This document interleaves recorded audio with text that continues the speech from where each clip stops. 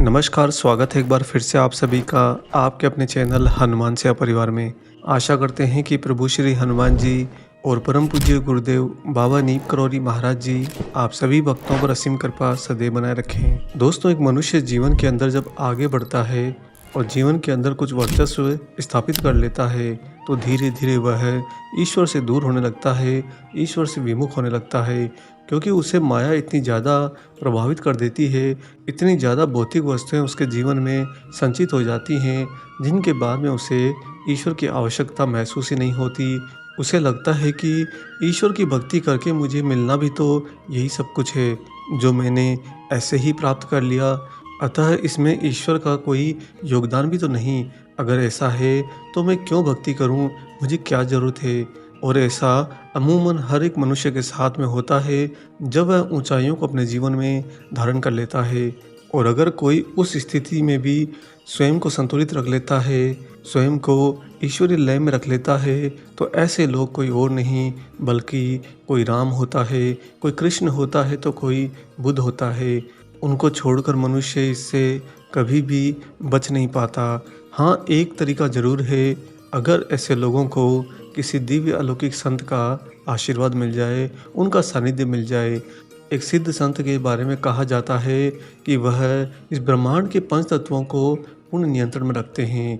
अगर वह इशारा कर दें तो नदी अपना रास्ता बदल लेती है, वह इशारा कर दें तो वायु अपना वेग थाम लेती है, वह इशारा कर दें तो अग्नि प्रचंड से न्यून हो जाती है, वह इशारा कर दें तो आकाश पूरा घटाओं से घिर जाता है। उनके एक ही इशारे पर ये प्रकृति पूरी बाहें फैला देती है। ऐसे सिद्ध संतों का सानिध्य अगर किसी मनुष्य को तब मिलता है जब वह अपने जीवन की ऊंचाइयों पर जाने लगे, तभी वह मनुष्य माया के दुष्प्रभाव से बच पाता है। ऐसे ही एक बहुत ही अलौकिक दिव्य संत हुए हैं हम सभी के परम पूज्य गुरुदेव बाबा नीम करौरी महाराज जी। महाराज जी वो जो किसी को भी अर्श से फर्श पर बिठा दें, किसी को भी फर्श से अर्श पर लाने में एक क्षण भी ना लगाएं। बाबा अगर कृपा उड़ेलने पर आ जाएं तो अपने भक्त पर ये पूरी की पूरी प्रकृति ही न्यौछावर कर देते हैं। महाराज जी का दिया गया आशीर्वाद हमेशा एक भक्त को फलीभूत होता है, चाहे वह आशीर्वाद कितना ही बड़ा क्यों ना हो। आज आपको बाबा की कृपा को समझने के लिए महाराज जी की ही लीला का एक ऐसा रोचक किस्सा सुनाएंगे जो हमारे देश के भूतपूर्व राष्ट्रपति जी के साथ जुड़ा हुआ है। जी हाँ दोस्तों, और वह राष्ट्रपति बने थे बाबा के ही आशीर्वाद से। दोस्तों, हमारे देश के भूतपूर्व राष्ट्रपति वीवी गिरी की आस्था महाराज जी में बहुत ज़्यादा थी, या यूँ कहिए कि पूरी तरह से अटूट थी। वे प्राय महाराज जी के दर्शन करने के लिए आते और बाबा को जब दर्शन करने आते तो साष्टांग प्रणाम करते।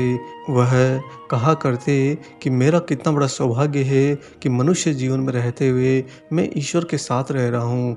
बहुत कम जन्म होते हैं जब हमें मनुष्य जीवन में ईश्वर का साक्षात सानिध्य मिल जाता है, अन्यथा हम तो यहाँ पर भक्ति के द्वारा ईश्वर को बंद आँखों से ही देखा करते हैं। उन दिनों वीवी गिरी जब महाराज जी के भक्त हुआ करते थे तब वे उत्तर प्रदेश के राज्यपाल हुआ करते थे। कभी कभी वे स्वयं जाकर अपनी कार से महाराज जी को राजभवन ले जाते और उनका वहाँ पर स्वागत सत्कार करते। बाबा की कृपा से उनके जीवन के सभी मनोरथ पूर्ण होते रहते। राष्ट्रपति चुनाव के समय वे कैंची धाम आकर महाराज जी के पैरों में गिर पड़े। बाबा के पैर वीवी गिरी ने कुछ ऐसे कसकर पकड़े कि छोड़ने का नाम ही नहीं लिया। हाँ, पैर तो पकड़े लेकिन मुंह से कोई प्रार्थना नहीं कही। तभी महाराज जी ने अपना हाथ वीवी गिरी के सिर पर रख दिया और उनके सिर को कसकर पकड़ते हुए बोले, चुनाव जीतना चाहता है, चिंता मत कर, तू राष्ट्रपति बनेगा।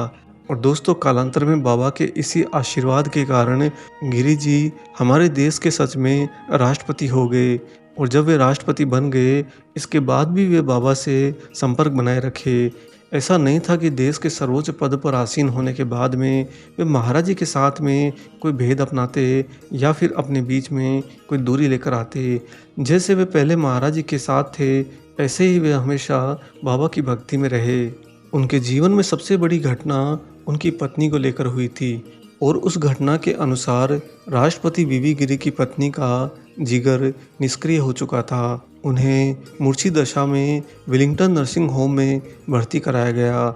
उनका वहां पर इलाज चलता रहा। डॉक्टरों की एक बड़ी टीम दिन रात मशक्कत करती रही, लेकिन उनकी दशा सुधरने की बजाय समय दर समय और ज़्यादा खराब होती जा रही थी।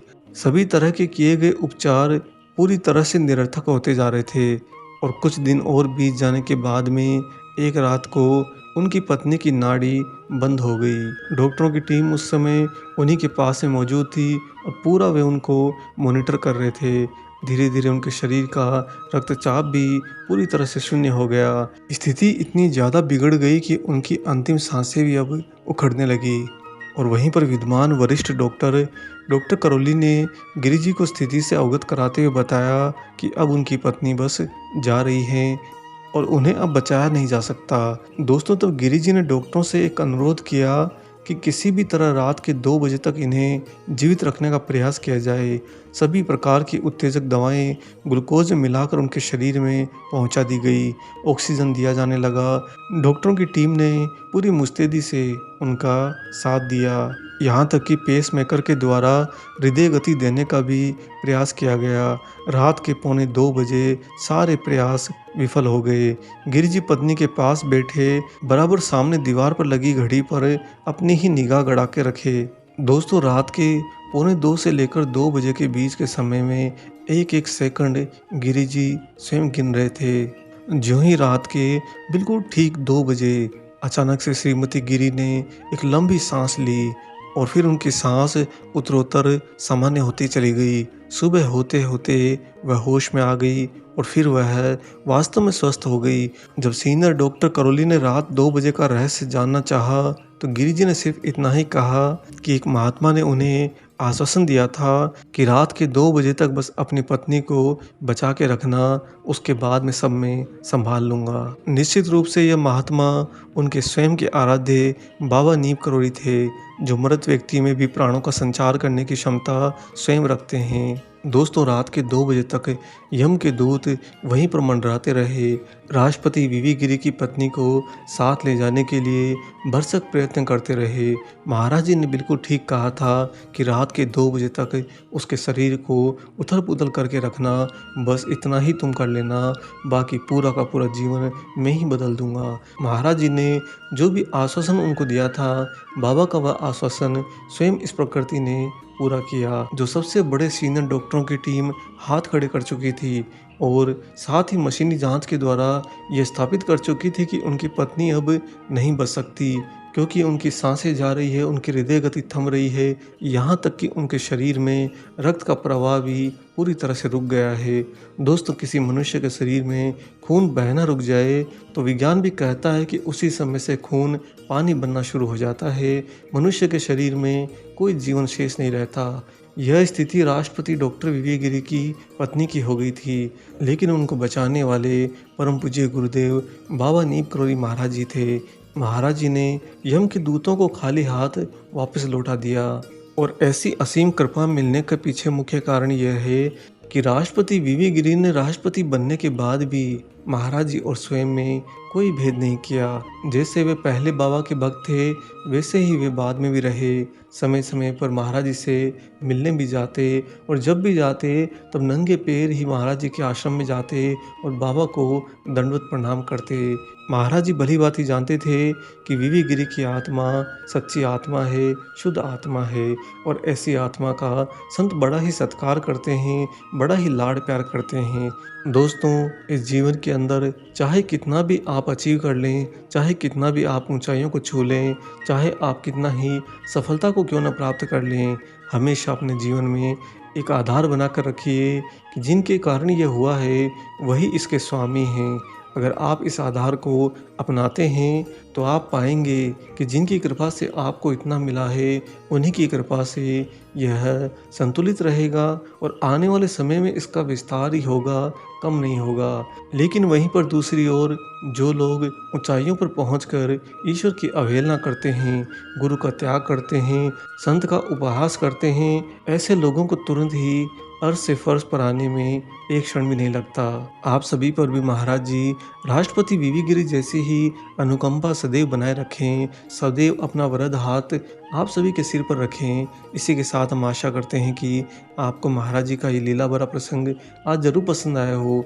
वीडियो अगर अच्छा लगा है तो जाने से पहले से लाइक कर दीजिए और अगर आप चैनल पर नए हैं तो चैनल को सब्सक्राइब भी कर लीजिए। साथ ही वीडियो को ज़्यादा से ज़्यादा शेयर भी कर दीजिए। मिलेंगे बहुत जल्दी ही एक और ऐसे ही अलौकिक वीडियो के साथ में। तब तक अपना और अपने माता पिता का संपूर्ण ख्याल रखिए और परम प्रभु श्री राम जी का निरंतर गुणगान करते हुए बाबा हनुमान एवं बाबा नीम करोली महाराज जी की निस्वार्थ होकर सेवा करते रहिए। जय सिया राम।